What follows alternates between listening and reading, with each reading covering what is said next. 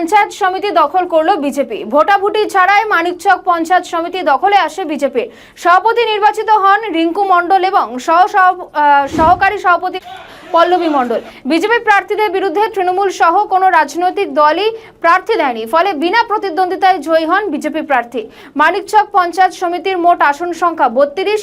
গত পঞ্চায়েত নির্বাচনে, যার মধ্যে তৃণমূল কংগ্রেস 18টি, বিজেপি 9টি, কংগ্রেস 3টি এবং সিপিএম 2টোই আসন দখল করে।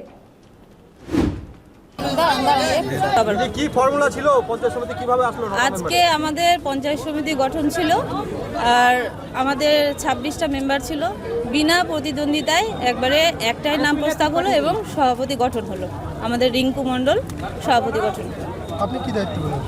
আমি সহসভাপতির গঠনে আমার নাম উঠে এসেছিল এবং সকলের সমর্থনে আমি সহসভাপতিতে গঠন হলো আমার নাম।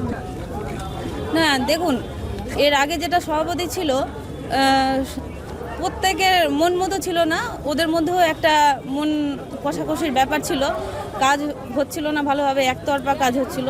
যেই জন্য এলাকার সুবিধার্থে এবং আমাদের বিধায়ক গৌরচন্দ্র মণ্ডল ওনার আস্থাতে গ্রামের পুরো মানিকচক বিধানসভার সমস্ত উন্নয়নের স্বার্থে সকলে মিলে সমর্থনে একটা ভালো সভাপতি, একটা বোর্ড গঠন করা হলো।